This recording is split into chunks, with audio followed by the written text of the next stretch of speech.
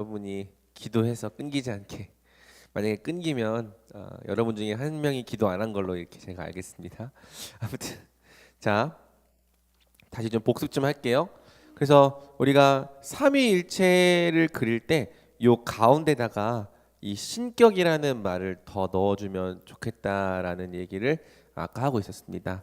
왜냐하면은 이 신격이 없으면은 마치 이제 세 분이시기만 한 것처럼 보이니까 이 가운데에 한 본질 신격을 집어 넣으심으로써, 그래서 하나의 신격, 하나의 God 헤드 안에 이 성부와 성자와 성령이 계신 것으로 이렇게 이해를 하면 좋겠죠. 자, 그 다음에 이제 우리가 작정에 대해서 배웠어요. 근데 작정에 대해서 강조할 때 뭐가 중요했냐면은 하나님께서 시간을 초월하여서 모든 것을 작정하셨다라는 거죠. 자, 이렇게 계속 그리고 있는데요. 과거가 있고 현재가 있고 미래가 있습니다. 그렇죠?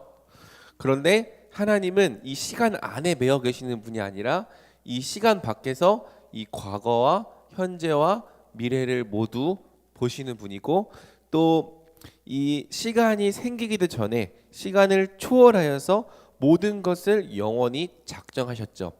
그래서 작정의 목적이 뭐예요? 하나님의 영광이 드러나는 거예요. 자, 하나님의 영광이 드러나는 건데, 이것을 좀 더 성경의 구속사적인 언어로 표현하자면은 하나님의 나라를 세우시는 거예요. 하나님의 영광이 드러나고 하나님의 주권이 통치되는, 주권이 시행되는 하나님 나라를 이루시는 것이 하나님의 영원한 목적이죠. 그리고 이 하나님 나라를 세우시는 것과 동시에 무엇이 멸망하는 겁니까? 사탄의 나라가 또 멸망하는, 지금 이것이 이제 종말에 이루어질, 지금 우리가 살아가고 있는 이 시점도 종말이지만 마지막 때 예수님이 다시 오시면 이루어질, 이 종말의 때 이루어질 것이 바로 이 하나님의 영광이 완전하게 드러나고 하나님 나라가 완성되고 사탄의 나라가 멸망하는 것이라고 말할 수 있는 것이죠. 그리고 이 시간의 흐름 안에서는 하나님께서 죄가 들어오는 것을 함께 허용하시고 작정하신 거예요.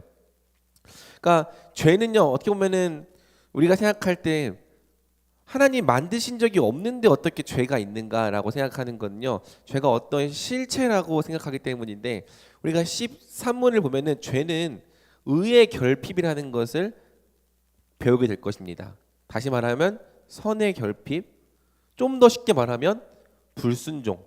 그러니까 죄가 원래 없는데 만들어서 생긴 게 아니라 하나님의 뜻에서 어긋나고 또 그 뜻을 벗어나고 그 뜻을 대적하는 게 죄라는 거죠.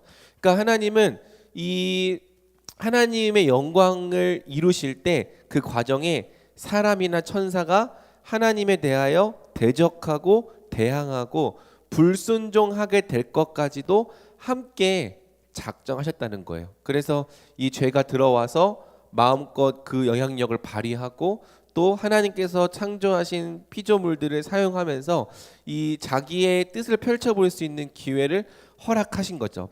그러니까 하나님의 영원한 작정은 뭐 죄는 아예 없이 선만 있었다가 갑자기 하나님이 의도하지 않았는데 죄가 들어온 게 아니라 도리어 이 땅에 하나님에 대한 불순종으로 말미암아 죄가 들어오고 그 죄의 영향력이 활동하고, 그래서 이 뱀의 후손들이 이 하나님을 대적하는 이 모든 과정까지도 하나님께서 함께 작정을 하셨는데, 결국에는 이 죄가 들어와서 하나님을 방해하고 하나님의 뜻을 대적하지만 이 죄가 이뤄낸 것이 아무것도 없는 거죠. 그러니까 만약에 죄가 들어와서 하나님의 뜻을 하나라도 망치고 무너뜨렸으면은 이 죄가 한 일이 있는 건데, 실제로는 무언가를 많이 하고 있는 것처럼 보이지만은 아무것도 하나님의 뜻을 바꾸거나 변경하거나 무너뜨리지 못한다는 것입니다.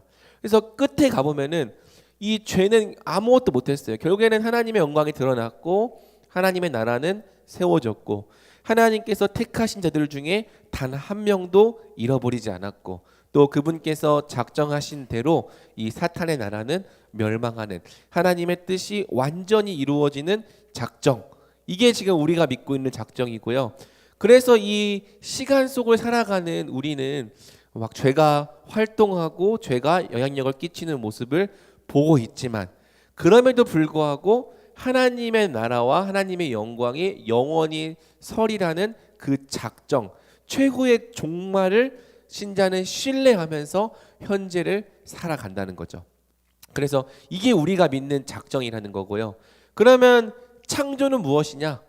창조는 이 하나님의 작정이 시간 속에서 맨 처음으로 시행된 사건이 창조라고 할 수 있겠죠. 그리고 섭리는 무엇이냐? 이 창조하신 것을 계속 창조하신 이래로 하나님의 작정을 계속해서 이루어 나가시는 것, 그게 이제 섭리라고 할 수 있는 겁니다.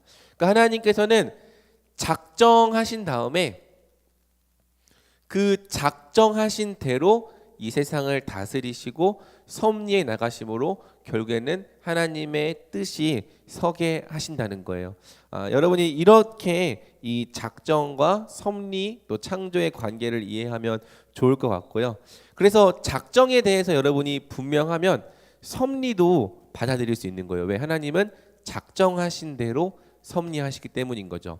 갑자기 그때 상황에 맞춰서 뜻을 바꾸시고 섭리하시는 것이 아니라 영원 전에 이미 시간을 초월하여 세우신 작정을 따라서 모든 것을 섭리해 간다는 것입니다. 자, 이 내용에 대해서는 여러분이 강의안을 통해서 좀 더 자세히 보면 될 것 같습니다. 자, 그러면 강의안으로 들어가 보겠습니다.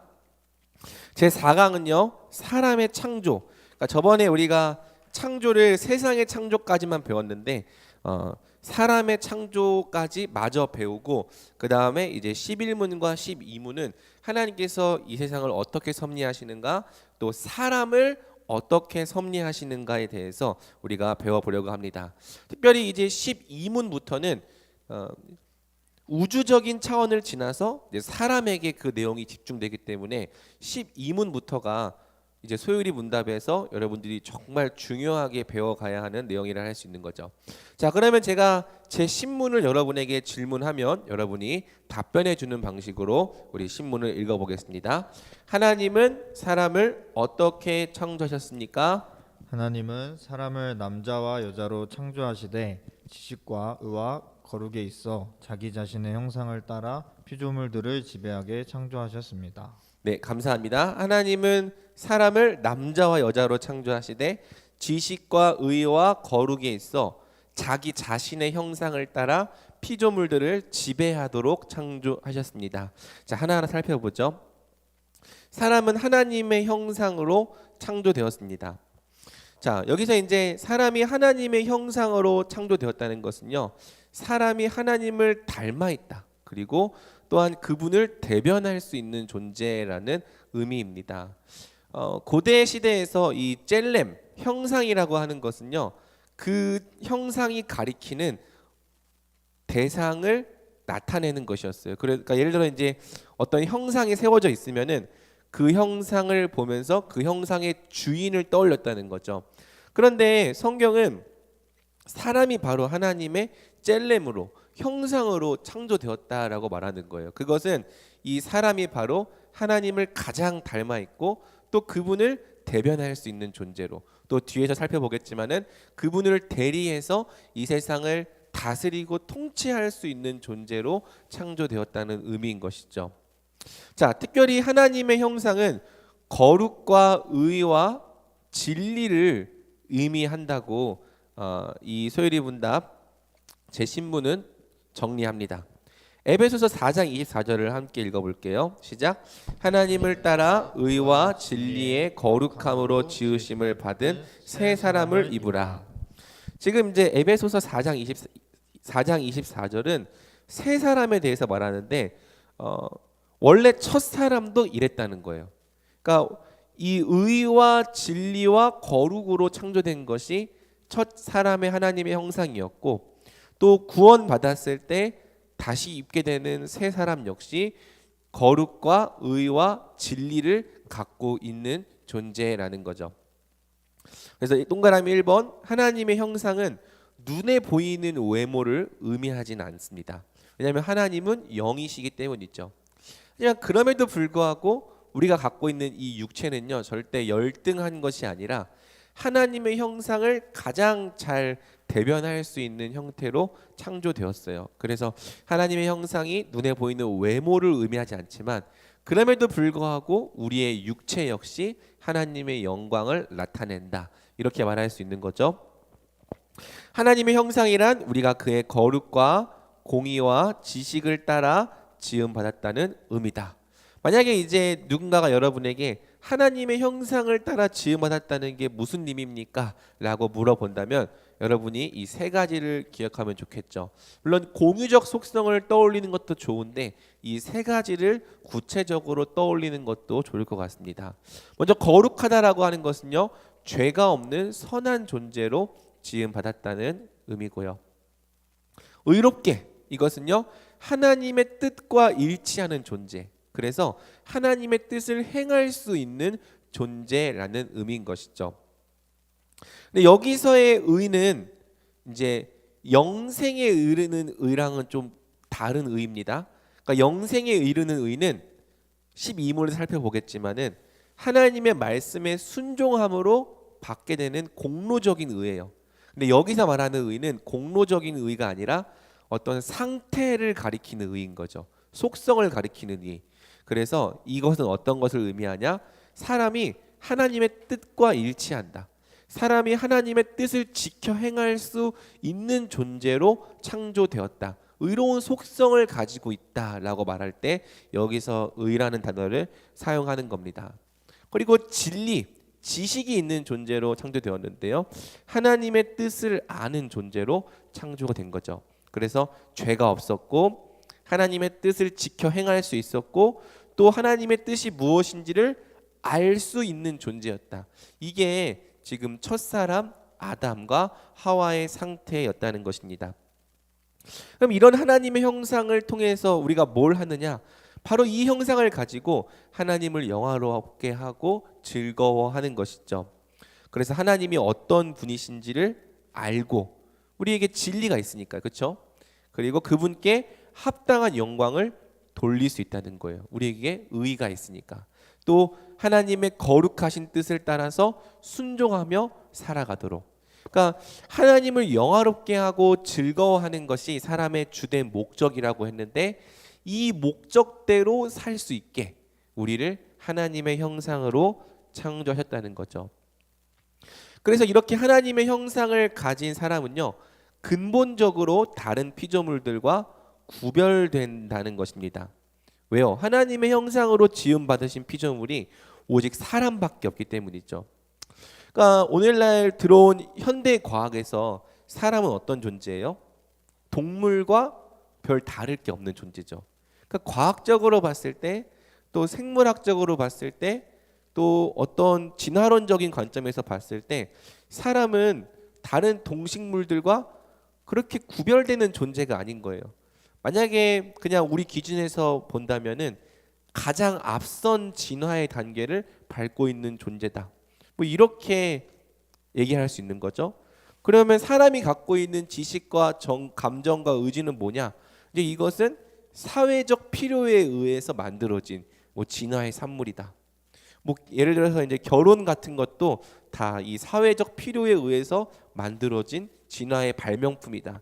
이렇게 가르친다는 거죠. 그런데 우리가 조금만 잘 생각해 보면은 사람과 동물들 사이에는 이 넘을 수 없는 질적인 간격이 존재한다는 거예요. 33쪽입니다.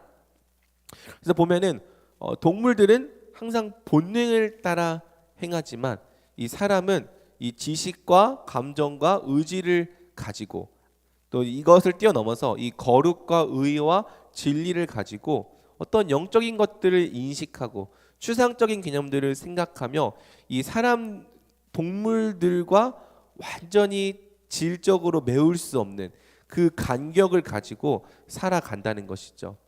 그래서 자꾸 사람을 동물의 수준으로 끌어내리면 안 되는 거예요. 과학은 이제 이 사람과 동물이나 그게 그거다. 근데 그렇게 얘기하면요, 그럼 우리도 본능대로 살면 되잖아요. 근데 또 본능대로 살면은 그건 또 안 된다라고 말하는 거죠. 그리고 본능대로 살면 왜 안 되냐? 다른 사람에게 피해를 주니까. 이게 지금 이 하나님을 거부하는 세계관에서 설명할 수 있는 한계인 거죠. 그런데 우리는 그렇게 설명하지 않습니다. 오히려 사람은 처음부터 하나님의 형상으로 창조되었고, 그래서 지식과 또 공의와 거룩에 있어서 완전한 존재로 창조되었기 때문에 본능을 따라 행하는 동물과 구별될 수밖에 없고, 또 구별된 삶을 살아가야 된다라고 성경은 그렇게 가르치는 것이죠. 자, 그리고 이 하나님의 형상이 갖고 있는 가장 중요한 의미 중에 하나가 뭐냐면은 바로 다른 피조물들에 대한 통치권을 부여받았다는 것입니다. 우리 창세기 1장 26절 함께 읽어보겠습니다. 시작. 하나님이 이르시되 우리의 형상을 따라 우리의 모양대로 우리가 사람을 만들고 그들과 바다의 물고기와 하늘의 새와 가축과 온 땅과 땅에 기는 모든 것을 다스리게 하자 하시고. 아멘. 마지막에 뭐라고 했죠? 다스리게 하자. 그래서 왜 하나님의 형상으로 창조했는가? 통치권을 주시기 위해서 그랬다는 거죠. 그래서 사람은 어떤 존재인가? 하나님으로부터 통치권을 부여받은 그분의 대리 통치자라는 신분을 갖고 있다는 거죠. 이때 대리 통치자라는 것은요, 사람이 이 자연과 우주의 주인이 되어서 뭐 마음대로 훼손해도 된다 그런 의미가 아니라 도리어 하나님께서 맡겨주신 청지기로서 이 세상을 잘 보존하고 관리해야 될 책임이 있다라는 의미인 거예요. 그래서 우리가 하나님의 형상으로 창조되었다면은 모든 피조물들을 잘 관리하고 또 보존해야 될 책임이 있는 거고요. 또 이 세상은 이미 완전한 모습으로 창조되었지만 더 나은 모습으로 발전시켜 나가야 할 책임을 우리가 갖고 있다는 것이죠. 그래서 이러한 사명에 걸맞도록 우리를 거룩과 의와 진리가 충만한 존재로 창조하신 거고요. 그래서 우리에게 주어진 이 모든 지식과 재능, 능력들을 어떻게 사용할 때 가치가 있어요? 하나님께서 주신 사명을 위해 사용할 때 가장 의미 있고 가치가 있다는 것입니다. 그러니까 우리가 갖고 있는 모든 능력, 지식, 또 재능 이러한 것들은 하나님께서 창조하신 이 세상을 하나님의 뜻에 맞게 잘 만들어가고 보존하고 관리하고 발전시켜 나가는 방식으로 사용될 때 가장 의미 있고 가장 가치가 있다는 것이죠. 6번 가로 6번 문제가 뭐냐면은 이러한 하나님의 형상이 사람의 범죄 이후 대부분 손상되고 상실되었다는 것이죠. 그래서 원래 우리가 가지고 있던 하나님의 형상은 이 거룩과 의와 진리가 충만한 상태인데 타락한 이후에는 이것들 전반에 오염되고 왜곡되는 영향이 미친 거예요. 그래서 실제로 지금 우리는 이 모든 피조물들을 잘 관리하지 못하고 있죠. 왜냐하면 자기의 욕심을 따라 자기의 이익을 따라 하나님께서 맡겨주신 이 세상을 잘 보존하지 못하고 잘 관리하지 못하고 있는 거예요. 또 이 세상을 잘 관리하고 보존한다고 말할 때는 꼭 자연만 말하는 것이 아니라 세상의 모든 영역을 다 말하는 거거든요. 경제에 대한 영역, 사회에 대한 영역, 정치에 대한 영역, 문화에 대한 영역. 이 모든 영역들을 통해서 이 경제에도 하나님의 뜻이 이루어지고 정치에도 하나님의 뜻이 이루어지고 또 문화에도 하나님의 영광이 드러나고 이러한 방식으로 우리가 세상을 발전시켜 나가야 되는데 이 모든 것에 이 죄의 타락의 영향이 들어왔기 때문에 온전하지 못한 거죠. 경제도 이 약자는 무시되고 강자만 더 강해지는 경제, 그리고 막 정치도 권력 있는 사람들이 더 가지려고 하는 그런 정치. 그러니까 이런 것들이 다 하나님의 형상이 타락하고 또 망가졌기 때문에 생긴 문제라는 거예요. 그래서 이따가 적용 때도 살펴보겠지만 우리가 하나님의 형상을 회복해가는 그리스도인이라면은 우리는 단지 교회에 대한 책임만 갖고 있는 게 아니라 이 세상 전체에 대한 책임도 갖고 있는 거죠. 이 경제 영역에서 하나님의 뜻이 이루어지도록, 또 사회와 정치의 영역에서 하나님의 뜻이 이루어지도록, 또 과학과 문화와 또 음악과 하나님께서 우리에게 보내시는 그 어떤 영역에서든지 이 하나님의 뜻이 이루어지고 하나님의 영광이 드러나도록 그 영역을 우리가 정복해 나가야 될 책임이 있다는 거예요. 이제 이것이 이제 이 그리스도인들에게 주어진 직업적인 소명인 거죠. 근데 오늘날에 우리가 대부분 어떻게 생각하냐면은 교회만 잘 섬기면 된다고 생각을 하는 거예요. 교회에서만 잘 믿으면 된다. 그래서 내가 살아가고 있는 이 세상의 영역들에 대해서 내가 어떤 책임을 갖고 있는지를 잘 모르는 거죠. 그저 직장은 내가 돈 버는 곳 그 이상 그 이하도 아닌 거예요.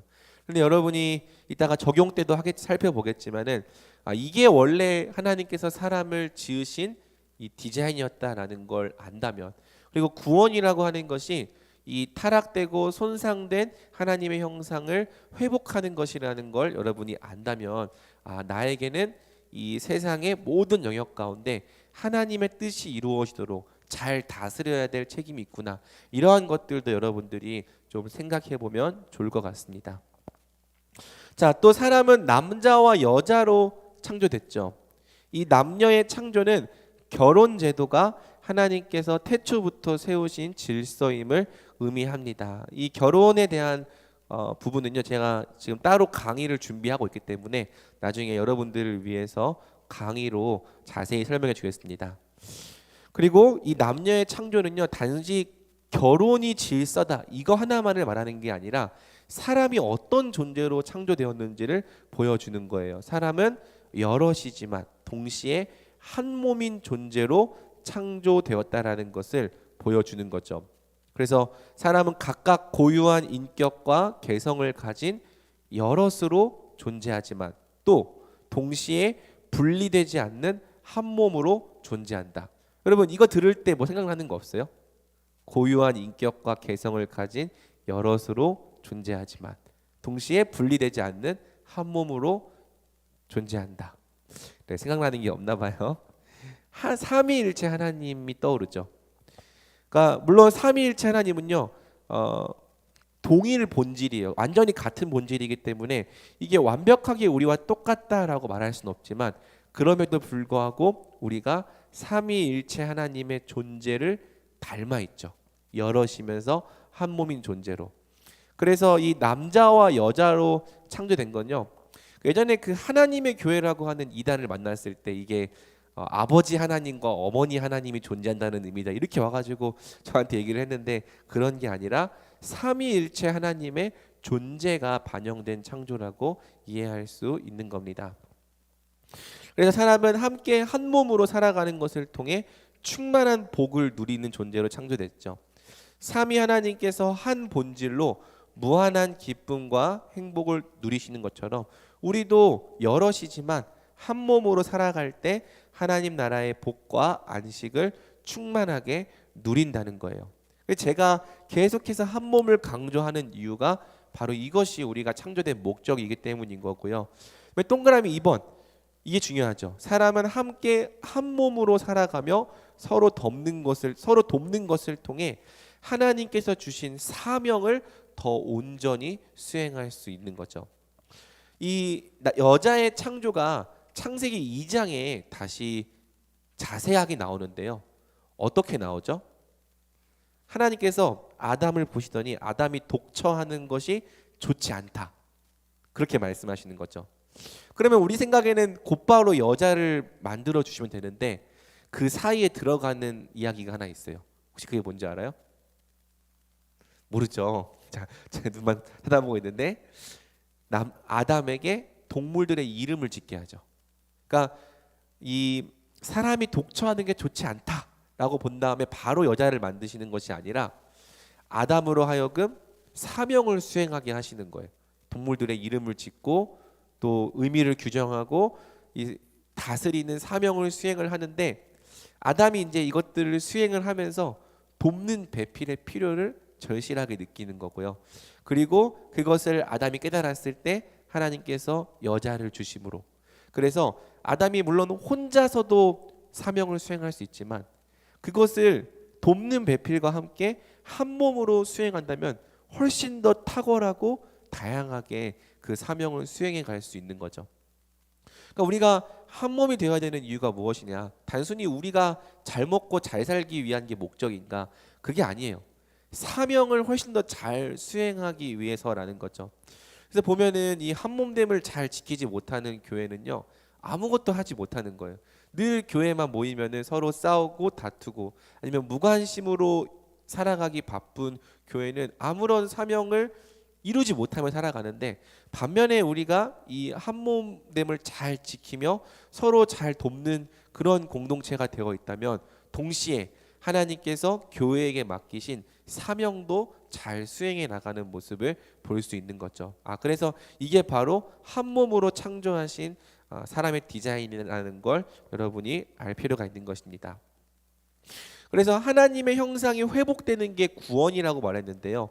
이 구원에는 당연히 한 몸의 회복도 포함되는 거죠. 그래서 단지 개인의 거룩, 의, 진리가 회복되는 것이 구원의 전부가 아니라, 여럿이지만 한 몸인 공동체도 회복되어야 되는 거예요. 그게 뭐다? 계속 강조하지만 교회라는 거죠. 그래서 교회는 함께 한 몸으로 살아가면서 하나님 나라의 복과 안식을 충만하게 누리는 공동체고요. 또 서로의 은사를 통해 돕고 섬김으로 하나님의 사명을 감당하는 공동체.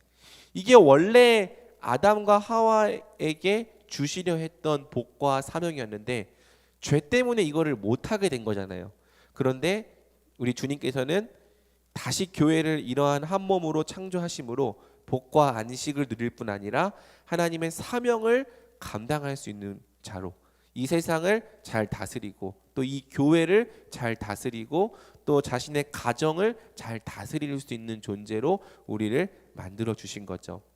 그래서 여러분이 참 성숙한 그리스도인으로 산다는 것은 잘 다스릴 줄 안다는 거예요. 가정을 잘 다스릴 줄 알고, 제가 잘 해야겠죠. 그리고 내 자기 자신을 잘 다스릴 줄 알고, 교회를 잘 다스릴 줄 알고, 또 이 세상을 하나님의 뜻에 맞게 또 그분의 진리와 그분의 의로 잘 다스릴 줄을 알게 된다면 점점 더 하나님의 형상으로 회복되어져 가는 삶이라고 할 수 있겠죠. 그래서 여러분이 이 그림을 보면서 이게 지금 하나님께서 말씀하시는 타락과 구속의 그림이구나. 한 몸으로 창조되었다가 이 한 몸이 깨어졌고 다시 이 한 몸이 회복된 것이 바로 교회고, 지금 우리는 아직은 불완전한 한 몸됨을 경험하고 있지만 결국에 예수님께서 다시 오실 때 온전한 한 몸됨을 경험하게 되겠구나. 여러분이 이렇게 믿고 이 땅에서부터 이 한 몸됨을 잘 실천하며 살아가야 하는 것이죠. 자, 그러면 여기서 이제 사람의 창조를 마치고 이제 드디어 제가 세 개의 산이 있다고 했죠. 첫 번째 삼위일체, 두 번째 작정, 세 번째 섭리. 그런데 이 세 개의 산 중에 가장 낮은 게 이제 섭리라고 할 수 있겠습니다. 여러분이 작정을 잘 이해했으면 이 섭리도 충분히 잘 이해할 수 있는 거죠. 제가 11문을 여러분에게 질문하면 여러분이 답변해 주는 방식으로 함께 11문을 읽겠습니다. 하나님의 섭리의 사역은 무엇입니까? 시작. 하나님의 섭리의 사역은 하나님이 가장 거룩하고 지혜롭고 권능 있게 모든 자신의 창조물과 모든 그 행동을 보존하시고 통치하시는 것입니다. 아멘. 자, 하나님의 섭리의 사역은 어떻게 하시냐? 가장 거룩하고 가장 지혜롭고 가장 권능 있게 하시는데, 모든 자신의 창조물의 존재와 그 행동을 보존하시고 다스리시는 것입니다. 이게 이제 섭리의 정의인 것이죠. 여러분들이 이 소율이 문답에서 정의하고 있는 그 단어의 정의들을 잘 기억해 놓으면 좋아요. 외우지 못하더라도 어렴풋이라도 이것을 이해해야 되는 거죠. 자, 창조가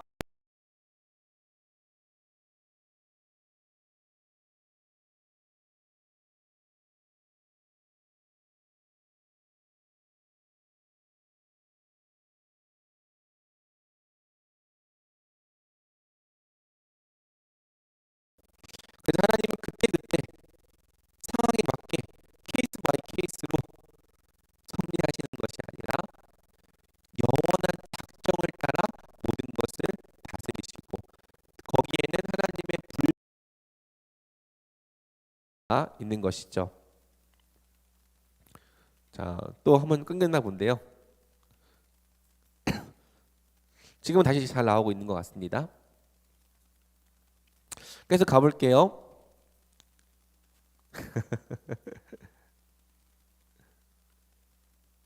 어디서부터 끊겼지? 하나, 둘, 셋.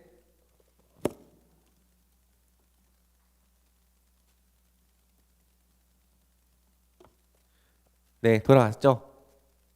자, 누가 기도 안 했어? 잘 듣고 있죠? 그래서 어디서부터 끊겼어요?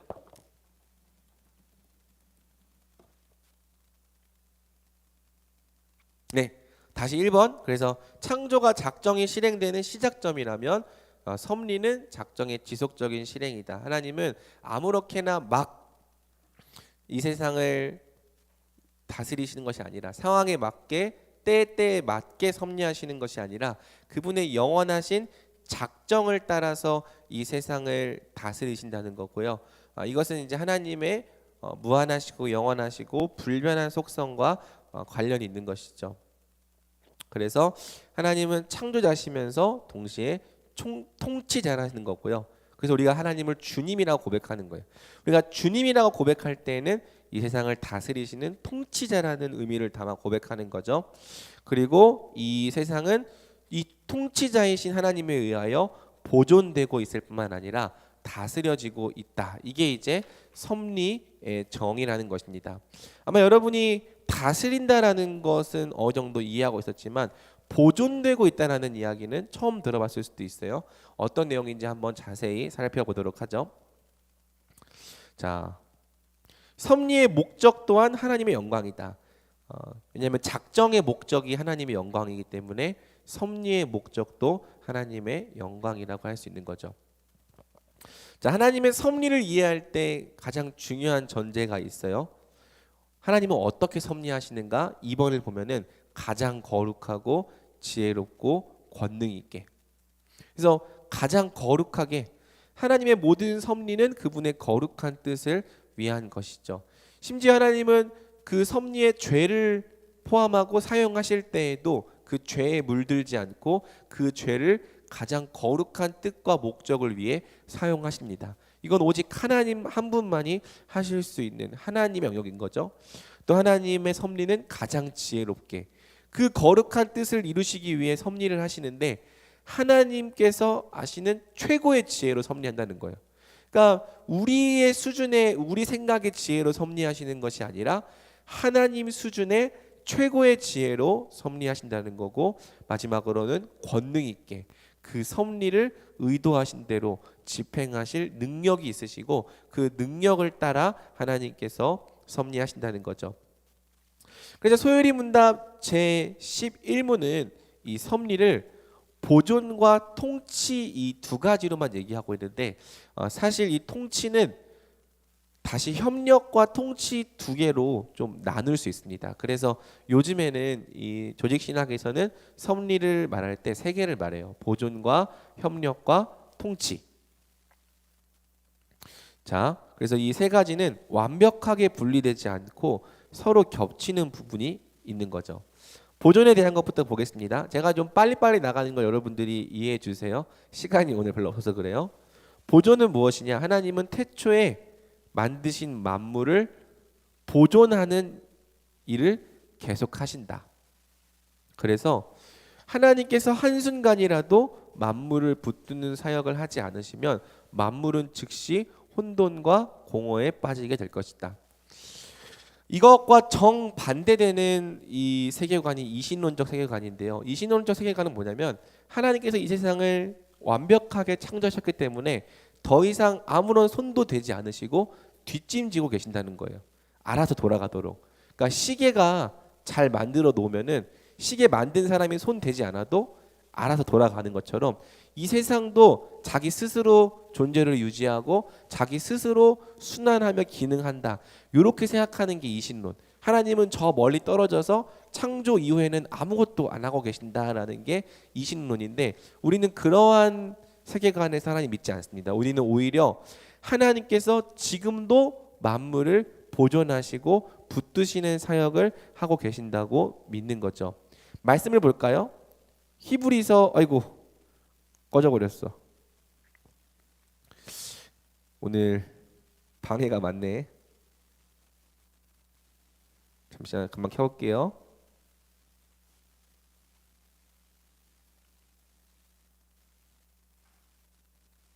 됐다.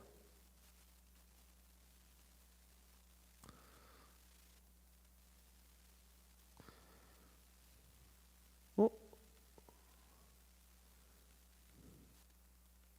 잠시만요. 됐다. 자, 말씀을 볼게요. 히브리서 1장 3절 보면은 그의 능력의 말씀으로 만물을 붙드시며라고 말하죠. 그래서 하나님께서 만물을 붙드시는 역할을 하신다. 그리고 사도행전 17장 28절을 보면은 우리가 그를 힘입어 살며 기동하며 존재하느니라. 그래서 우리가 이 숨쉬고 살아가고 존재하는 것이 다 하나님의 섭리를 힘입어서 된다. 이렇게 성경이 말하고 있다는 거예요. 그래서 제가 이제 예시로 이렇게 두 가지를 넣었는데요. 이제 핵력과 전자기력, 되게 이과 냄새가 나죠. 그리고 미세조정 우주. 이 핵력은 뭐냐면은 원자 안에 있는 양성자와 중성자가 서로 결합하게 만드는 힘을 의미하는 건데요. 또 전자기력은 뭐냐면은 이 전하들 사이에서 나타나고 있는 전자력과 자기력을 말하고 있는 건데, 만약에 이 둘 중에 어느 하나라도 없으면 이 우주가 존재할 수가 없다는 거예요.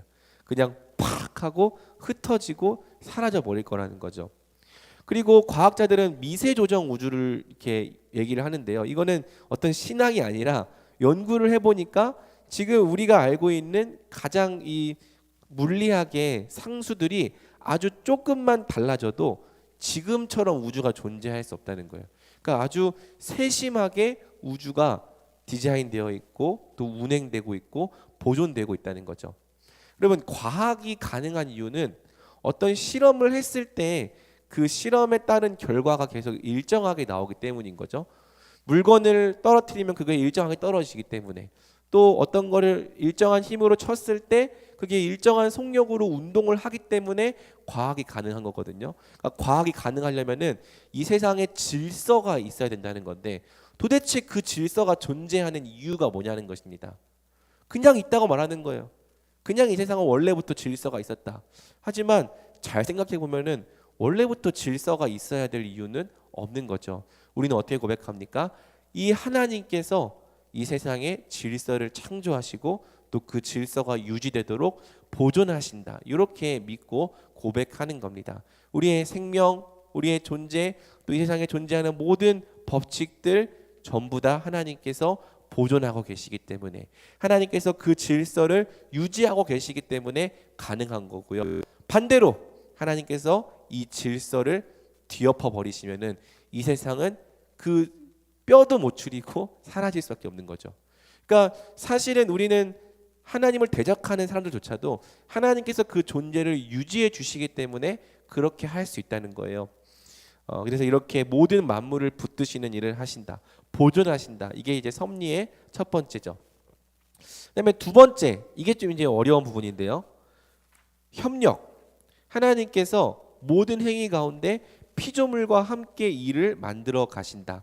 그러니까 피조물들이 어떤 활동을 할 때 그 활동이 전부 하나님의 섭리와 함께 일하고 있다, 이런 의미거든요.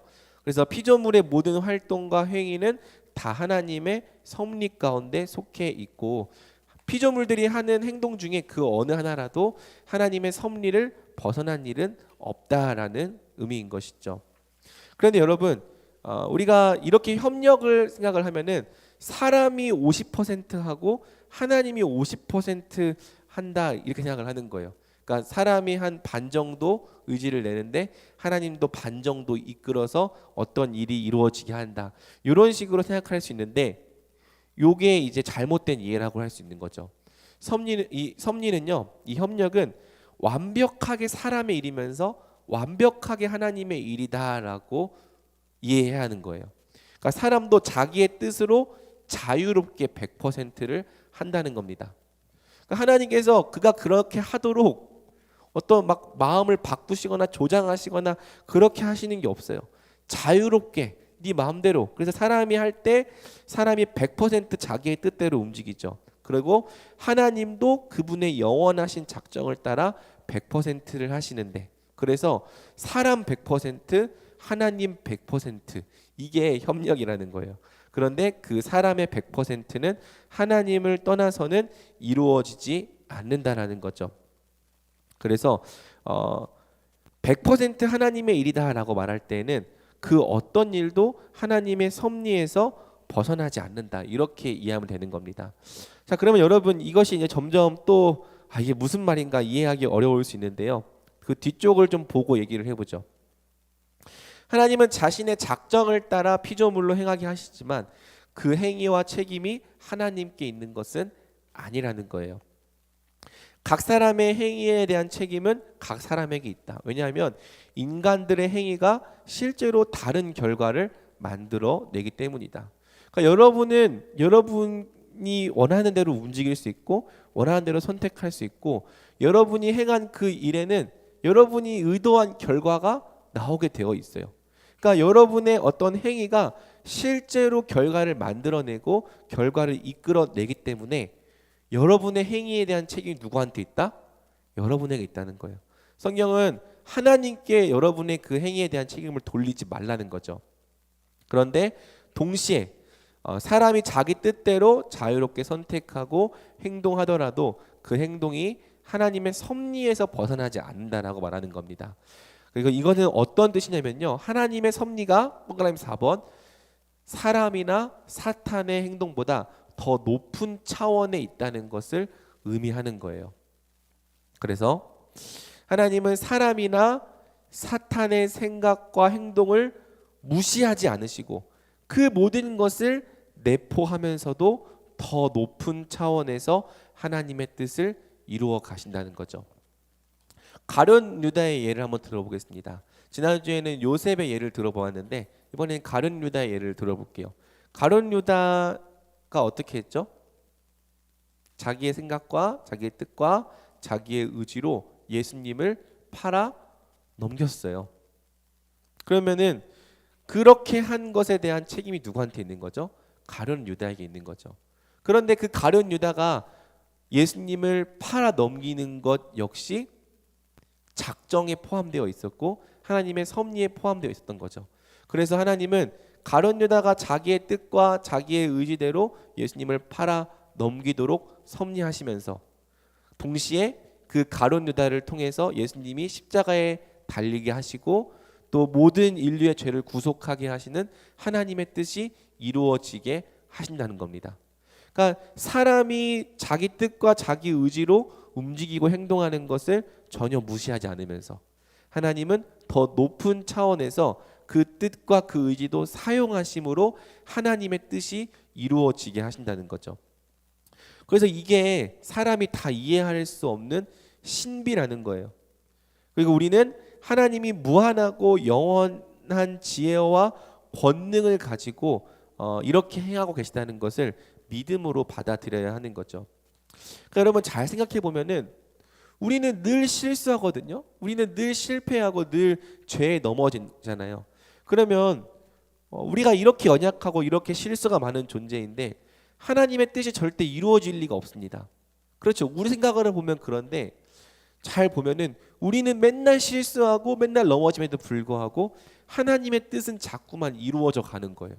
오히려 우리의 실수와 우리의 연약함까지도 다 사용하셔서 하나님은 하나님의 뜻을 이루어 가시는 거죠. 이게 이제 섭리의 중요한 특징인 것이고, 때때로 우리가 연약할지라도 실수할지라도 하나님의 섭리를 끝까지 믿고 신뢰할 수 있는 이유라는 것입니다. 마지막 통치는 이제 인도에 관한 것인데요. 하나님은 온 땅의 왕으로서 창조물 각자가 존재하는 목적을 이루도록 계속하여 통치하십니다. 그래서 하나님은 각 피조물들이 그 존재하는 목적을 이루게 하시는 거예요. 잠언 16장 4절을 보면은 심지어 하나님은 악인도 그 악인의 날에 적당하게 지으셨다. 그래서 악인은 자기 의지와 자기 생각대로 열심히 하나님을 대적하고 자기 뜻대로 행함으로 하나님의 영광을 훼손하려고 하지만 자기 날에 적당하도록 하나님께서 섭리하심으로 오히려 하나님의 뜻이 이루어지는 그러한 방식으로 하나님 다스리신다는 거고요. 그래서 하나님의 통치가 없으면 각각의 피조물들은 자기의 존재 목적을 이룰 수 없지만 동시에 이 통치가 있기 때문에 우리는 우리가 존재하는 목적을 항상 이루며 살아갈 수 있는 것이죠. 자, 제가 좀 빠르게 달려왔기 때문에 시간이 그래도 좀 여유가 있을 것 같아요. 우리 5분 정도만 좀 휴식을 하고 다시 돌아오도록 하겠습니다.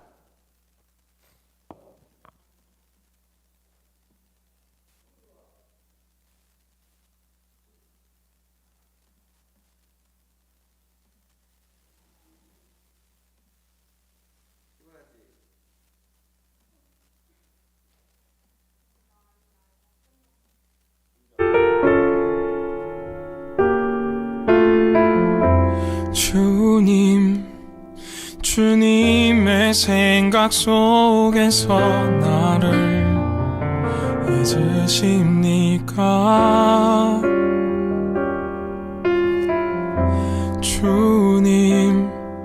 주님의 얼굴을 언제까지 숨기십니까?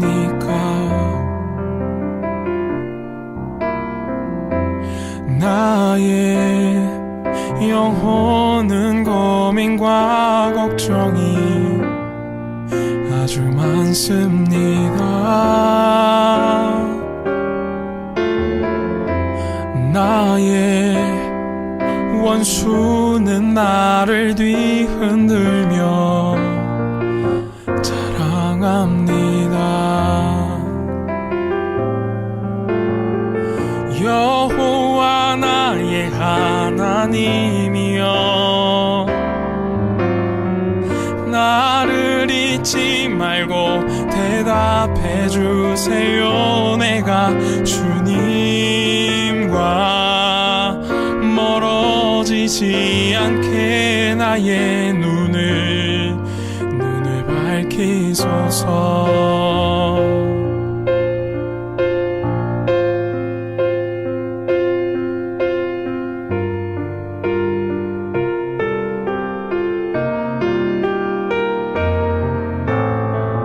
여호와 나의 하나님이여, 오직 주의 사랑을 의지합니다.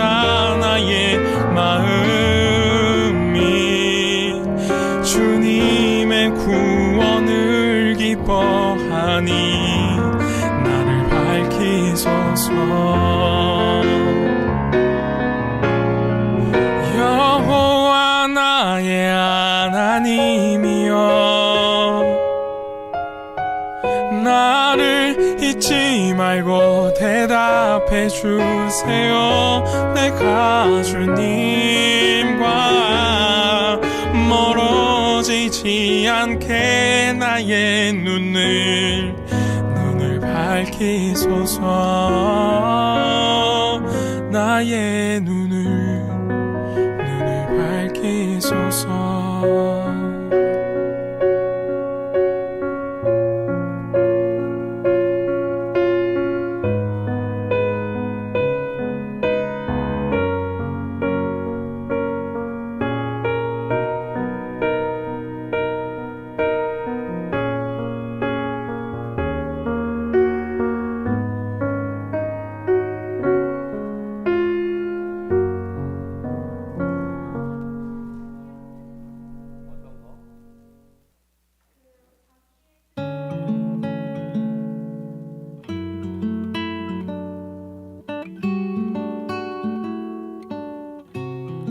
주님을 닮아가는 것,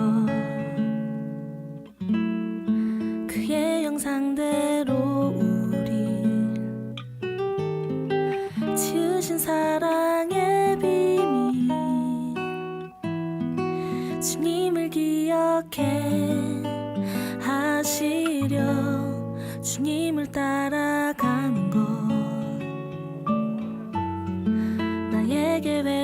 삶과 생각들 모두 주님 앞에 내려놓고 나갑니다. 주 안에서 내 모습 속에서 주님 얼굴 나타나길 원합니다. 내 걸음 속에서 주의 인도하심 나타나길 원합니다.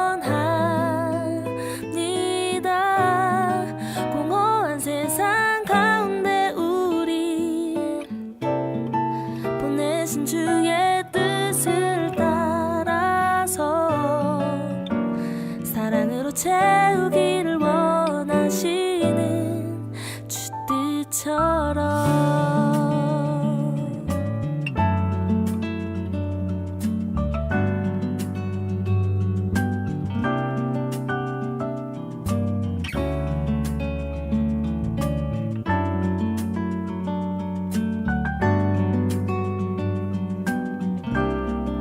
주님을 바라보는 것 나의 연약함까지도 사랑하시는 주님의 은혜 가운데 거하는 것 주님과 함께 가는 것 나의 욕심과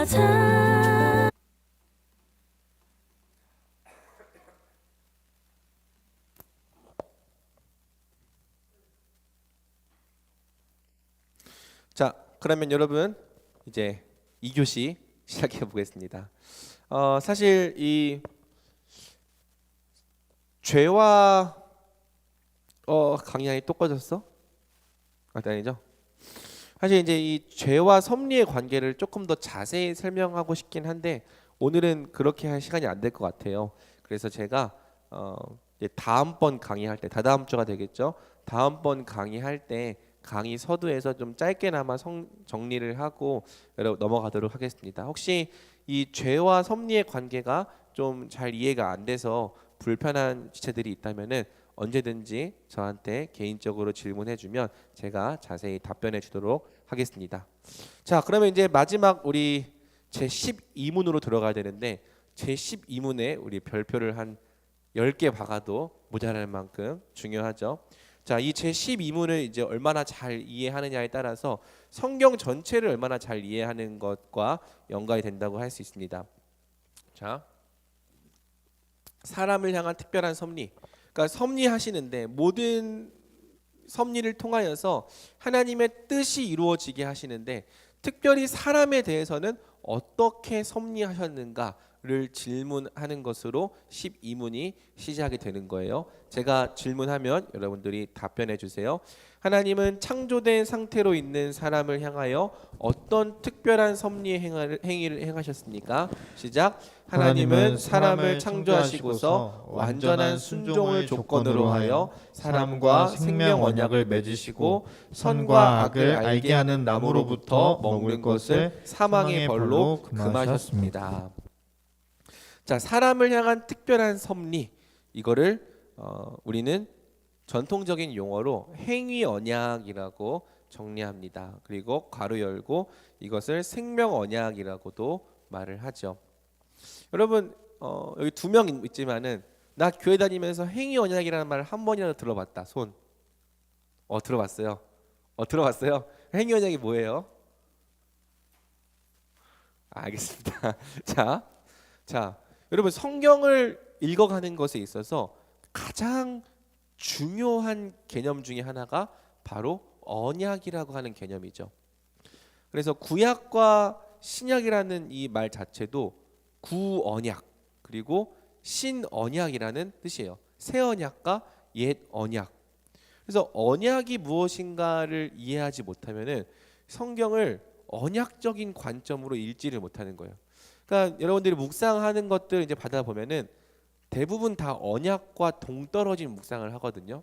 그래서 그냥 이 말씀을 읽고 도덕적으로 오늘 우리에게 뭘 적용할 것인가, 도덕적이고 윤리적인 관점으로 읽게 되는 경우가 많은데 이제 앞으로 여러분이 이 언약을 공부하면 조금 더 성경을 언약적인 관점으로 볼 수 있을 거고요. 이것에 대한 제자 훈련, 성경을 어떻게 구속사와 언약으로 읽고 이해할 것인가에 대한 제자 훈련을 내년 중에 행하기 위해서 지금 제가 또 준비하고 있습니다. 아무튼 이 언약이라는 내용을 한번 이해해 봅시다. 언약 한번 같이 읽어볼까요? 시작. 하나님께서 사람에게 영생을 주시기 위해 일방적으로 맺으신 은혜의 약속. 자, 세 가지가 중요한 포인트예요. 언약을 맺으시는 목적이 뭐냐? 영생을 주시기 위해.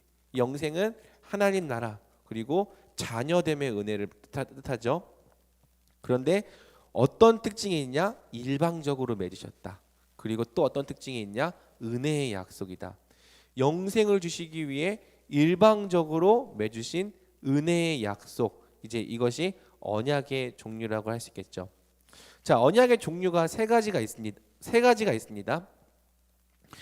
구원 협약. 이거는 엄밀히 말하면 언약은 아닌데 삼위 하나님께서 창세 전에 사람의 구원에 관하여 서로 간에 맺으신 협약을 말하는 거예요. 그래서 이거는 삼위 하나님 사이에서 이루어진 의논이고 협약인 것이죠. 여기는 안 나와 있지만 세 가지를 정하셨는데 구속자를 정하셨고 구속 백성을 정하셨고 구속 방식을 정하셨습니다. 그래서 구속자는 누구죠? 예수 그리스도. 구속 백성 교회. 그리고 구속 방식은 무엇이냐? 십자가, 형벌, 대속적 죽음. 이 세 가지를 삼위 하나님께서 창세 전에 정하신 거예요. 그리고 이제 이 구원 협약이 시간 속에서 사람과 맺으시는 약속의 형태로 나타나는 것이 바로 행위 언약과 은혜 언약이라고 할 수 있는 것이죠. 그래서 이 행위 언약이 무엇이냐면은 가장 간단하게 표현하면은 사람의 순종을 조건으로 축복과 상급이 주어지는 언약이라는 의미고요. 은혜 언약이라는 것은 사람의 행위와 관계없이 오직 하나님의 은혜에 의하여 축복과 상급이 주어지는 언약. 이렇게 구별해 볼 수 있는 거죠. 그래서 이 성경에는 행위 언약과 은혜 언약이라고 하는 두 축의 언약 사상이 흐르고 있는 거예요. 그래서 여러분들이 이제 오늘 이 강의를 들었으면은 앞으로 이 행위 언약과 은혜 언약이라는 말에 익숙해져야 하는 거죠. 자, 여러분, 행위 언약이 뭐라고요? 뭘 조건이에요? 사람의 순종을 조건으로 해서 영생을 주시는 언약. 은혜 언약은 뭐예요? 그 사람의 순종의 조건이 없는 거예요. 그래서 행위와 관계없이 값없이 은혜에 위하여 영생을 주시는 언약. 이게 이제 행위 언약과 은혜 언약의 차이인 것이죠. 자, 이렇게만 설명하면 여러분들이 오해할 수 있기 때문에 좀 자세히 살펴보겠습니다. 하나님께서 사람과 맺으신 언약은 모두 일방적입니다. 본래 이제 우리는 사람과 사람 사이에 맺는 그 약속을 계약이라고 말하잖아요. 그렇죠? 컨트랙트. 근데 이제 언약은 커버넌트라 부르거든요. 이 컨트랙트, 계약은요, 비슷한 당사자들이 조건과 약속을 주고받을 때 성립되는 거예요. 그런데 왜 하나님과 우리 사이의 약속은 계약이라 하지 않고 언약이라 하느냐? 두 번째 때문에 그렇죠. 피조물인 사람과 하나님 사이에는 메울 수 없는 무한한 간격이 있기 때문입니다. 그러니까 원래 계약은 좀 그래도 동등하고 비슷한 당사자들끼리 맺는 게 계약인 건데 하나님과 우리 사이에는 동등한 이 자격이 없는 거예요. 무한한 간격이 있기 때문에 사람과 하나님은 계약할 수 있는 관계가 아니라 또 사람이 하나님에게 하나님 우리 계약 좀 맺읍시다 이렇게 말할 수 있는 존재가 아니라는 거죠. 그래서 일방적이라는 겁니다. 성경의 모든 언약은 다 하나님께서 일방적으로 내가 맺어주겠다라고 약속해 주셔서 성립되는 약속이라는 거죠. 자녀들의 순종에 대하여 축복과 상급을 주시겠다고 일방적으로 맺어주신 언약이다. 그래서 이 언약의 목적이 뭐냐면은 이 형태는 순종을 통해 영생을 주시는 거지만 어떤 순종을 해서 그 대가로 영생을 주신다는 게 아니라 단지 이 언약이라는 수단, 형태를 통해 축복을 주시겠다는 거죠. 그러니까 언약은 영생을 주는 수단이고 통로에 불과한 거예요. 어떤 노동을 해서 그 대가로 영생을 주겠다는 한 것이 아니라 너희가 순종하면 내가 영생을 주는 형태로 이러한 방식으로 너희가 내 백성이 되게 하겠다. 이게 바로 언약의 본질이라는 거죠. 그래서 언약은 기본적으로 모두 은혜에 속한 언약이라고 말할 수 있는 겁니다. 그러니까 이게 행위 언약과 은혜 언약으로 구분하면은 행위 언약에는 은혜가 없다라고 생각하는 게 문제인 건데요. 원래 모든 언약은 다 은혜에 속해 있다는 거죠. 왜? 모든 것을 다 하나님께 받은 피조물은 자신이 무엇을 했으니 상을 달라고 말할 자격이 없는 거예요. 그러니까 이런 거죠. 처음 지음받은 이 사람이 하나님 제가 앞으로 순종 열심히 할 테니까 저한테 영생 주세요. 이렇게 말할 자격이 없다는 거예요. 그리고 피조물은 언약에 대한 약속으로 하나님께 보답할 수 있는 게 없죠. 그러니까 원래 계약이라고 하는 것은 서로 주고받는 게 있어야 되는데 주님 하나님께서 나에게 영생을 주시면 내가 당신께 뭘 하겠습니다라고 보답할 수 있는 게 없는 거예요. 그래서 계약이 아닌 거예요. 그래서 성경의 언약을 이해할 때 사람 편에서 축복과 상급을 받기에 합당한 어떤 행위를 해서 하나님이 그 대가로 보답하신다고 생각하면 안 된다는 겁니다. 오히려 은혜로 영생을 주시는데 다만 그 형태가 조건을 순종으로 하는 것뿐이죠. 도리어 하나님께서 자기를 낮추셔서 축복과 상급을 주시고 언약의 형태로 사람에게 구원을 주시는 것으로 이해해야 한다는 거예요. 그래서 웨스트민스터 신앙고백서 제7장의 언약은 이렇게 설명하고 있는데요. 우리 한번 함께 읽어볼까요? 시작. 하나님과 피조물 사이의 간격은 너무나 커서 비록 이성적 피조물들일지라도 창조주로서의 하나님께 오직 순종할 의무만을 가지고 있다. 그들은 하나님께 자신들이 행한 것에 결실을 축복과 상급으로 가질 수 없고 오직 하나님 편에서 자발적으로 자기를 낮추심에 의해서만 그것을 얻을 수 있는데 하나님은 그것을 언약의 방법으로 표현하기를 기뻐하셨다. 그럼 어떤 말인지 이해가 돼요? 원래 사람은 오직 순종할 의무만 있고 순종했다고 해서 하나님께 뭘 달라고 할 자격이 하나도 없는 존재라는 거예요. 그런데 하나님은 사람이라면 당연히 해야 될 그 순종을 조건으로 걸어주셔서 그것을 너희가 하면 내가 너희에게 영생을 주겠다라는 언약의 방법으로 이 축복을 주시는 것을 표현하신 것이죠. 그래서 언약을 여러분들이 이렇게 이해를 해야 되는 거고요. 그래서 하나님은 창조된 때에 사람과 생명의 언약을 맺으셨다라는 것이 제12문의 핵심이죠. 조건이 무엇이냐? 완전한 순종. 그리고 내용이 무엇이냐? 선악을 알게 하는 나무의 열매를 따먹는 것을 금하심. 그리고 상과 벌이 무엇이냐? 영원한 생명과 사망의 형벌이죠. 자, 여러분 칠판 한번 같이 볼게요. 자,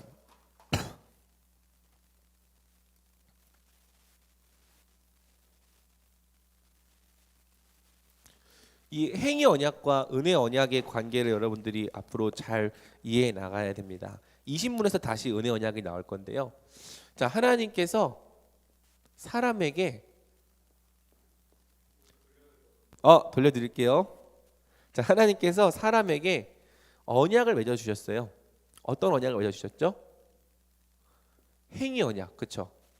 행위 언약. 그리고 조건이 뭐냐면은 사람이 하나님께 완전한 순종.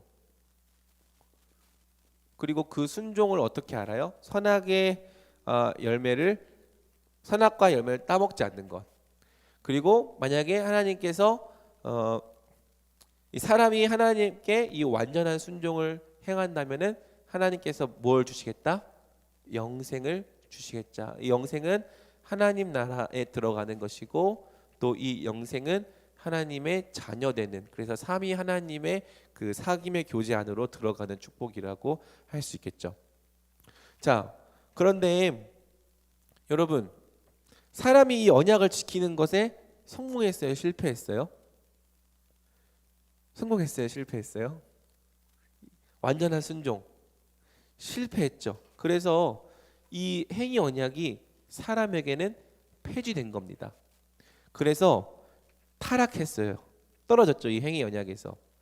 그래서 하나님께서는 이 사람에게 다시 어떤 언약을 맺어 주신 거냐면은 이렇게 은혜 언약을 맺어 주신 거죠.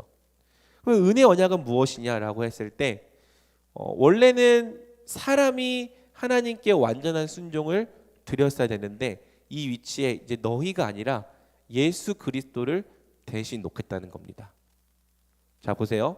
예수 그리스도의 완전한 순종을 통해 영생을 주시겠다. 원래 이 행위 언약의 위치에 사람이 있었는데 이 위치에 예수님을 대신 놓겠다는 거죠. 그리고 사람은 이 예수 그리스도를 믿으면 그리스도께서 받으신 영생을 주시겠다. 이게 이제 행위 언약과 은혜 언약의 관계인 거예요. 그러니까 은혜 언약이라고 했을 때 값이 없이 값없이 주어진다라는 특징이 있는 거거든요. 그런데 값이 없다라고 해서 실제로 아무런 값이 치러지지 않았다. 이렇게 생각하면 안 되는 거죠. 값을 치르신 분이 대신 있는 거예요. 그게 바로 예수 그리스도고 예수 그리스도께서 우리 대신 완전한 순종을 행하신 거죠. 그러니까 아담의 시대 때는 그게 선악과의 열매를 따먹지 않는 게 완전한 순종의 표지였고 예수님 시대 때는 무엇이 그 순종의 표지죠? 율법. 율법을 완전히 지키는 것이 완전한 순종의 표지인데 예수님께서 이 율법을 다 지키심으로 완전한 순종을 행하신 거고요. 또 예수님께서는 어떤 것까지 하셨냐? 우리의 죄에 대한 죄값까지 함께 치르신 거죠. 그래서 원래는 우리가 치르지 못했던 이 죄값과 완전한 순종을 하나님께 하심으로 뭘 성취하셨냐? 행위 언약을 예수님이 우리 대신 성취하신 거예요. 그러니까 행위 언약은 이제 폐지됐으니까 쓸모없는 언약이 된 것이 아니라 예수님께서 이 땅에 오셔서 행하신 일이 뭐냐면은 아담이 실패했던 행위 언약을 대신 성취하셨다는 거죠. 그리고 이것을 이제 예수님은 어떻게 주시냐? 사람이 예수님을 믿으면 그 예수님과의 연합을 통해 예수님을 통해 이 영생이 우리의 것이 되게 하셨다는 겁니다. 그래서 우리의 입장에서는 하나님 앞에 드리는 완전한 순종 또 죄값을 치르는 것도 없이 오직 예수님에 대한 믿음만 있는 거예요. 이 믿음을 가지면 이 예수 그리스도께서 이 모든 걸 대신 행하셨기 때문에 우리에게 영생을 주신다는 거고 이것이 바로 하나님께서 우리에게 맺어주신 은혜 언약이라는 것이죠. 그래서 성경에는 이 두 개의 언약이 관통하고 있다. 행동을 조건으로 맺어주시는 언약. 그런데 그 언약에 우리가 실패했기 때문에 예수님이 그 언약을 대신 치르시는 거고 그리고 우리는 예수님께서 대신 그 언약을 치르셨기 때문에 아무런 대가나 아무런 값 없이 오직 믿음을 통해서만 은혜로 영생을 얻게 하시는 것. 이것이 성경을 흐르고 있는 이 두 개의 중요한 언약이라고 할 수 있겠죠. 그러면 이제 나머지 내용들은 좀 빠르게 살펴보고 강의를 마치겠습니다. 완전한 순종을 조건으로 하나님은 인간에게 순종을 조건으로 영원한 생명을 약속하셨어요. 여러분 영생은요 피조물이 감히 받을 수 없는 어마어마한 영예와 축복이라고 했죠. 영생이 뭐라고 했죠? 하나님 나라에 들어가는 것, 또 자녀됨. 그러니까 삼위 하나님의 그 사귐의 관계 속으로 들어가는 것. 이게 영생인데 이것은요 피조물이 받을 수 없는 어마어마한 영예와 축복이라는 거고요. 하나님은 이 영생을 피조물에게 있어 너무 당연한 순종을 조건으로 약속하신 거죠. 그러니까 순종은 이런 언약이 없더라도 원래 해야 되는 건데 이것을 하면 영생을 주시겠다고 약속을 하신 거예요. 그래서 죄를 짓기 전에 아담은 죄의 비참함이 전혀 없는 상태였죠. 하지만 그렇다고 해서 영화로운 상태는 아니었다는 겁니다.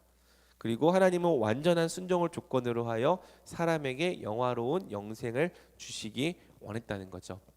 그러니까 의로운 속성은 있는데 의를 행할 수 있는 능력은 있지만 아직 그것을 통해서 이 행위 언약을 성취한 것까지는 아니었다는 거예요. 그 의로운 속성을 가지고 행위 언약을 이뤄야 될 목적이 사람에게 있었다는 거죠. 그래서 순종은요 결국에는 사람이 하나님 나라 백성에 들어간 자들이 당연히 해야 되는 것들인데 하나님은 그분에 대한 사랑과 경외함의 반응으로서 순종을 요구하신 거죠. 그리고 그 순종을 정말 하느냐 하지 않느냐를 알게 하는 방법으로 정하신 게 무엇이냐? 바로 그게 선악을 알게 하는 나무였다는 거예요. 그래서 하나님은 순종의 표지가 뭐예요, 여러분? 이거는 마치 계기판과 같은 거예요. 계기판. 여러분들이 운전을 할 때 내가 엑셀을 밟으면은 몇 킬로미터 정도 나오는지가 계기판이 나오잖아요.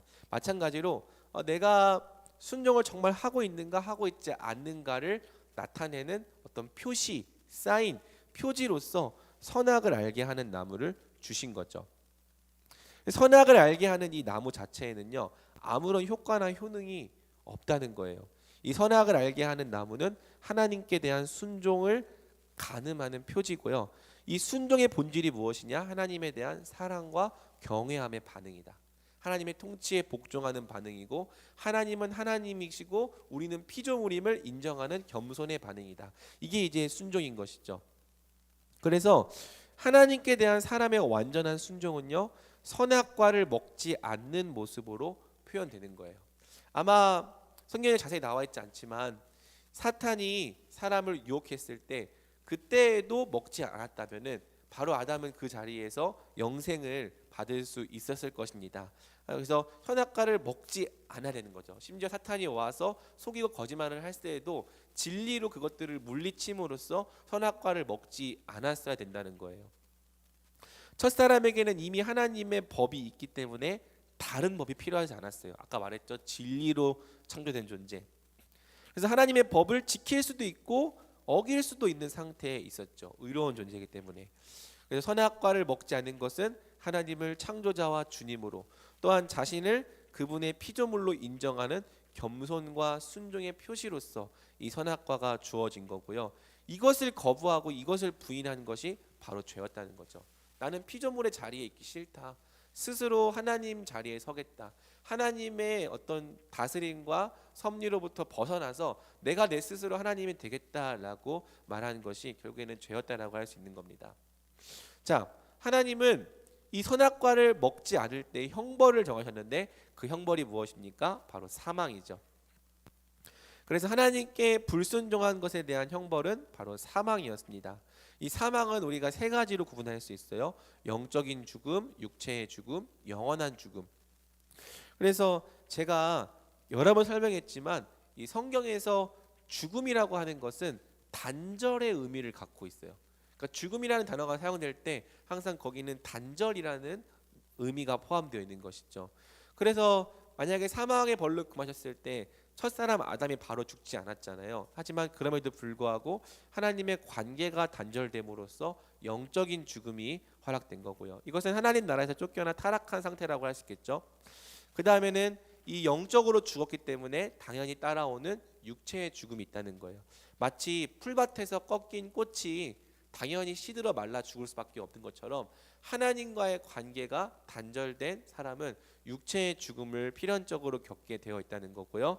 그리고 이 죄를 범한 자, 하나님의 의를 범한 자는요, 결국에는 그 의를 범한 대가로서 영원한 지옥 형벌에 처해지는 죽음을 당하게 되는 것이죠.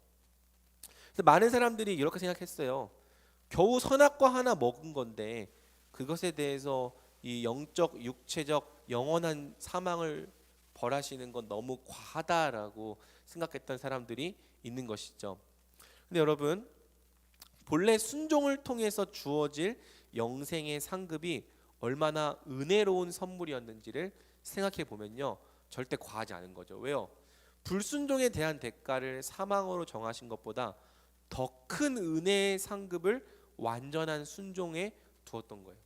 그러니까 아담은요, 스스로 자기가 하나님의 자리에 앉는 것보다 하나님께 순종해서 영생을 받는 것을 훨씬 더 좋게 여겼어야 되는 건데, 이 아담이요, 거꾸로 생각한 거죠. 하나님께 순종해서 영생을 얻는 것보다, 영원한 자녀됨의 축복을 얻는 것보다 내가 하나님으로부터 벗어나서 내 마음대로 살아가는 것이 더 좋겠다라고 생각한 것이 바로 불순종이었던 거죠.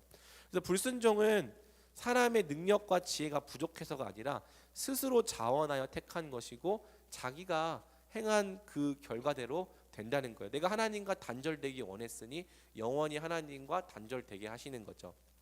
그리고 이 불순종의 대가로 사망에 주는 것을 너무 과하다라고 생각하는 그 생각 뒤에는 하나님께 대한 불순종을 과소평가하는 생각이 깔려 있는 거죠.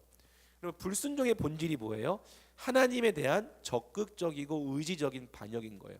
적극적으로 또 의지적으로 이 세상을 지으신 창조주를 반역하는 게 바로 불순종인 거죠. 그래서 죄의 크기는 죄를 범한 대상이 누구냐에 따라서도 달라지는데 온 우주보다 크고 귀하신 분에게 우리가 적극적이고 의지적으로 반역한다면 그 반역에 대한 대가로 사망이 주어지는 것이 정당하다는 것이죠. 그리고 그렇게 반역한 자들을 심판하시는 것이 바로 하나님의 공의라는 것입니다. 자, 결론 및 적용을 우리가 한 번씩 읽어보고 마치도록 하겠습니다. 우리 1번을 좀 흥섭이가 읽어주면 감사하겠습니다. 하나님은 우리를 하나님의 형상으로 창조하셔서 이 온 우주를 우리에게 맡기셨다. 그러므로 우리의 사명은 단지 교회 생활을 열심히 하는 것으로 그치지 않는다. 우리는 하나님께서 이 세상을 온전히 구속하실 때까지 이 세상을 더욱 아름답고 온전케 할 책임과 사명이 있다. 나는 무엇으로 또 어떤 영역에서 이 세상을 섬기고 온전케 할 수 있을지를 고민해 보자. 하나님께서 이 세상을 온전케 하시기 위해 나에게 맡기신 사명과 부르심이 무엇인지를 고민해 보자. 우리의 사명과 부르심은 단순히 교회 안에만 있는 것이 아니라 온 우주와 전 세계를 향한다. 자, 이것은 우리가 하나님의 형상으로 창조되었다라는 그 교리에서 나온 적용인데, 그러니까 오늘날 한국 교회가 이렇게까지 좀 세상에 손가락질을 받게 된 데에는 바로 이러한 사명을 좀 간과한 것에 있다라고 생각을 해요. 그러니까 교회 안에만 있기 바빴고 자기 교회를 늘려가기에만 바빴지, 이 하나님께서 그리스도인에게 맡기신 교회 밖을 향한 사명을 좀 너무 작게 평가했던 것이죠. 그런데 잘 생각해 보면은 우리나라 처음에 복음 받아들일 때 어땠어요? 선교사들이 와서 교회만 불리고 교회만 세웠나요? 그렇지 않죠. 학교를 세우고 또 병원을 세우고 또 여자들이 가르침 받지 못하는 것을 보면서 여자들이 가르침 받을 수 있도록 여학당을 세우고, 이렇게 하면서 이 대한민국이 너무나도 이 어그러지고 또 너무나도 이 죄의 영향력 가운데 놓여 있었는데, 그 영향력 가운데 하나님의 뜻이 이루어질 수 있도록 각 문화의 영역을 살려내는 것에 주력을 했던 거예요.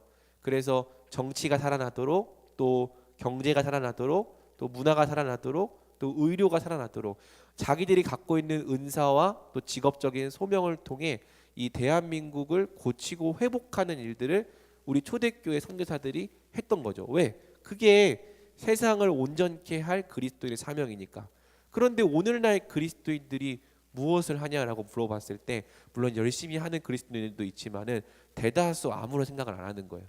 그냥 신앙생활은 교회 안에서만 한다고 생각을 하는 거고, 교회 밖은 그저 돈 버는 곳 그 이상 그 이하도 아닌 거죠. 여러분도 그렇게 생각할 수 있었을 거라고 생각을 하는데, 이제는 좀 다르게 생각해 보는 거죠. 이 세상을 더 온전한 모습으로 회복하고 다스리는 그 하나님의 뜻에 내가 할 수 있는 게 무엇일까라는 걸 생각을 하면서 여러분이 맡겨진 그 자리에서 또 하나님의 나라를 이루어가는 자로서 여러분이 살아야 될 책임이 있다라는 것을 적용해 보면 좋을 것 같습니다. 2번을 제가 읽어볼게요. 하나님께서 하나님의 형상으로 사람을 창조하셨다고 말할 때 그것은 온 인류를 한 몸으로 창조하셨다는 의미도 함께 포함한다. 중간의 내용을 뛰어넘고, 그러므로 우리의 구원은 본질적으로 공동체적이다. 함께 한 몸으로 교회로 살아가는 것이 우리를 구원하신 하나님의 뜻이다. 성령께서 우리를 하나 되게 하신 것을 힘써 지키며 살아가자. 또한 모든 사람이 하나님의 뜻을 따라 복과 안식을 누리며 순종의 삶을 살아갈 수 있도록 각자의 재능과 은사 그리고 재정들을 통해 서로 돕고 섬기는 우리 교회가 되자. 계속 강조했던 내용이기 때문에 바로 넘어가겠습니다. 3번을 우리 흥섭이가 읽어주세요. 우리는 이 세상을 창조하신 하나님께서 또한 이 세상을 섭리하고 계시다는 것을 믿어야 한다. 하나님은 지금도 그분의 영원한 작정을 이루시기 위하여 가장 거룩하고 지혜롭고 권능 있게 이 세상을 통치하고 계시다. 이 세상에 그분의 섭리 밖에서 이루어지는 일은 단 하나도 없으며 결국에 하나님은 모든 것을 합력하여 그분의 뜻과 선이 이루어지게 할 것이다. 이것을 믿는 것이 우리의 소망과 용기의 근원이다. 하나님은 신실하시다. 하나님께서 지금도 그분의 영광과 택하신 자기 백성을 위해 섭리하고 계시다는 사실을 믿을 때 우리는 다 이해되지 않을 때라도 언제나 그분을 신뢰하며 현재의 고난을 기꺼이 인내할 수 있다. 그러므로 섭리를 믿는 것은 신자에게 있어서 없어서는 안 될 필수적인 신앙의 기초이다. 아멘. 자, 그래서 섭리를 바르게 믿을 때 우리는 늘 그 마음속에 안전함과 평안함을 가질 수 있는 것이죠. 그러니까 눈앞의 상황은 온갖 풍랑이 있는 것처럼 보일지라도 하나님께서 가장 거룩하고 또 지혜롭고 권능 있게 섭리하고 계시다는 걸 믿는다면, 그래서 결국에는 나의 죽음을 통해서라도 하나님의 뜻과 선이 이루어질 것을 믿는다면, 그렇다면 그리스도 안에서 나의 죽음도 유익하다라고 고백하는 것이 결국에는 그리스도인들의 참된 신앙이라고 말할 수 있는 것입니다. 그래서 이것이 소망과 용기의 근원이 된다. 모든 것을 합력하여 결국에는 하나님의 뜻이 이루어지게 할 것이다. 그렇다면은 나의 인생 가운데 하나님의 이 섭리가 있다라는 것을 믿고 여러분이 모든 것을 용기 있게 도전하고 선택하며 나아가면 되는 것이죠. 마지막으로 4번, 태초에 하나님은 사람을 창조하신 후에 그들과 생명의 언약을 맺으셔서 영원한 생명을 주시고자 하셨다. 이것은 사람이 지킬 수 없는 엄청나게 어렵고 무거운 대가를 요구하신 것이 아니라 피조물에게 있어서 매우 당연한 순종을 통로로 영원한 은혜의 상급을 베풀려 하신 것이다. 그리고 이제 첫사람에게 주시고자 하셨던 그 영원한 생명이 우리의 구주이신 예수 그리스도를 통해 우리에게 주어졌다. 아담은 받지 못했던 그 영원한 생명과 하나님 나라의 상급이 이제 그분을 믿는 믿음을 통해 은혜로 우리에게 주어진 것이다. 아담이 잃어버렸던 것보다 더 큰 은혜의 상급이 이미 우리에게 주어졌고 또 그리스도께서 재림하실 때 더 완전하게 주어질 것이다. 그러므로 우리에게 이와 같이 큰 구원과 은혜의 상급을 베푸신 하나님을 진정으로 찬양하자. 그분께 감사와 영광을 돌리자. 아멘. 그래서 아까 얘기했듯이 이 그림 그렸던 것처럼 결국에는 이 완전한 순종을 조건으로 주시려 했던 이 영생이 예수 그리스도를 통해 우리에게 주어졌다라고 말하는 책이 성경인 것이죠. 그래서 우리는 그것이 실제로 어떻게 우리의 것이 되어 가는가를 이제 나머지 소요리 문답을 통해서 하나하나 배워간다고 생각하면 되는 것입니다. 자,